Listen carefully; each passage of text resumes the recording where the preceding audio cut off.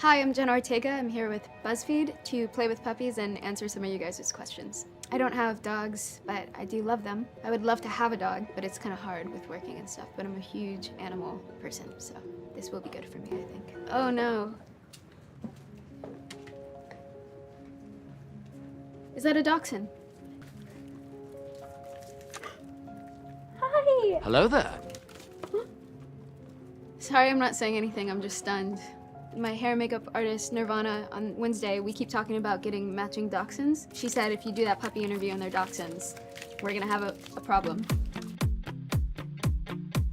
I think I was probably on some random road in LA. When I found out that I actually was going to do the job, I was just sitting in my car parked, I think coming from like an ADR session or something like that. Initially, I found out about Beetlejuice a couple days after Wednesday premiered, and I thought that Tim told me that he wanted to talk to me about season 2 of Wednesday. So I went with all these notes and all these ideas of where the show could go, and then he just plopped the Beetlejuice script in front of me. And I said, oh, okay, cool, that's interesting. And he's like, no pressure, no pressure. And then I got in my car, I drove 5 minutes down the road, parked on the side of the highway, and sat on some rocks and read the entire script and said, I'm probably gonna wanna do this. I really can't think right now. Oh, you're perfect. I really liked the third act climax just because we have a big scene in a church that there was so much going on. We shot it for about 3 weeks.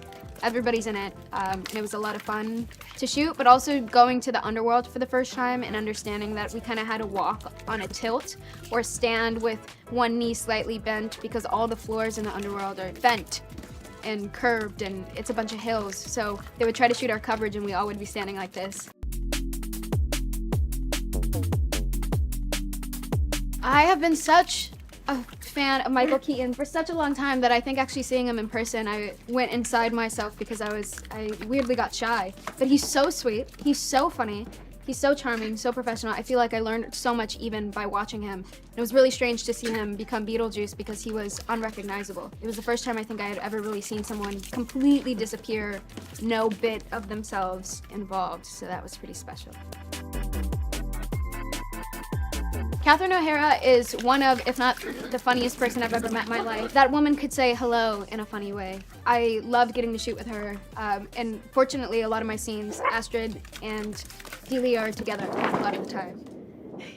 And Winona, same thing with Michael kind of, such a big admirer of everything that she's done, and she's just such an incredible woman that I was really, my goal on the Beetlejuice set was just to put my head down and do the work and be mindful and respectful of everybody else's process. And Winona was so welcoming and instantly took me in, and I feel really, really lucky to have been able to create such a bond with her on set. We kind of did create a playlist because Astrid has this connection with another boy her age, not to give too much away, but they kind of connect on the basis of books and music. So we were talking about what bands were going to be involved. Sonic Youth was involved a lot, and we kind of said that that was Astrid's connection to her father as well.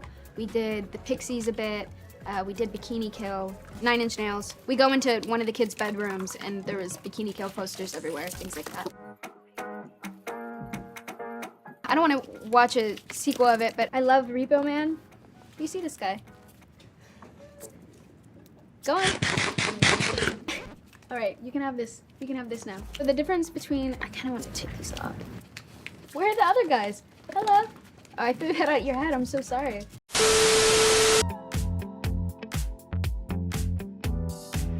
Maybe they would get along, but I feel like Astrid and Wednesday both aren't interested in people, really, or feel wronged by other individuals. Therefore, I'm sure they would be fine in each other's presence, but I don't think they would be dying to get to know one another. I think they would probably be off doing their own separate tasks and things in the same room. Wednesday we were just getting to know each other, and Tim's a pretty introverted guy. So on Wednesday we were just trying to get to know each other a bit, and then on Beetlejuice, I think because he was working with so many of his old friends and he was revisiting a set and a character that he really loved, he seemed a lot more playful, and I think it actually helped our relationship a lot. He was very hands-on and dancing and singing and clapping behind the monitor. It was just a very joyous, happy. Are you peeing? Aw, you just walked back in it as well. Get away from there. Get away from there. Guys, I don't think you need to smell it. I think there's so many better smells in the world.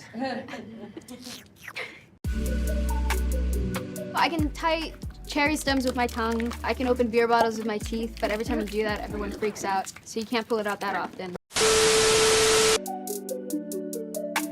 A lot of people in my family are in the medical field. I feel like I would be a nurse of some sort. I also would love to be an investigative journalist. I think that would be so fun to just commit to something and become obsessed with something and then write about it, or potentially travel across the world to speak on those things. I just think that that's such a cool job. Anytime I get overwhelmed and I'm like, do I want to do this? Do I not want to do this? I always go, there's always investigative journalism. I'm saying it's the easy field, but it would be fun.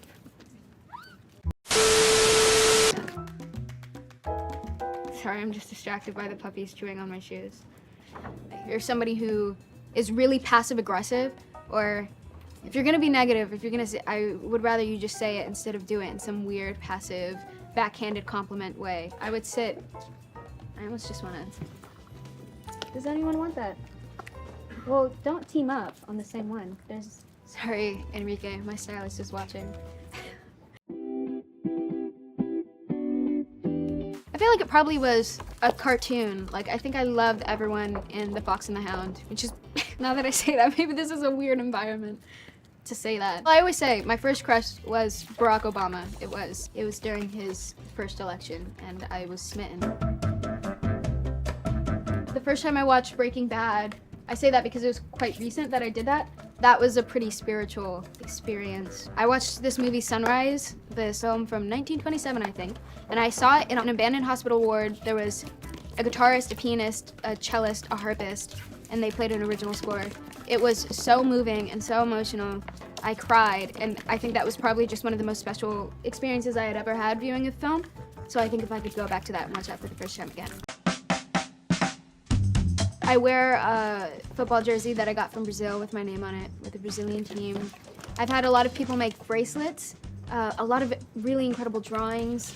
Somebody gave me the other day on the Wednesday set a jellyfish situation, like they just stayed up the night before for a couple of hours. And I just thought it was so sweet. She was so young, and it was really well done, and it sits on my nightstand. I think also when people dress up and go full out, that's kind of like a gift to me. I get really sentimental when I walk outside and I see someone has put on a wig and painted their face and won't smile. I think it's really endearing and sweet. It's so funny. I feel every day so far on the set, we've had a moment where we go, oh, that was good. It's just very graphic. We're shooting episodes 201 and 204 right now. And there's a lot happening in those episodes, and they feel very prominent. It feels like every day we're tackling a big scene. So all I say is I think we kind of laugh at ourselves a bit more. That's all I have to say. All right, I think that concludes this interview. Me and Sweet One think that you should go watch Beetlejuice when it comes out on September 6th.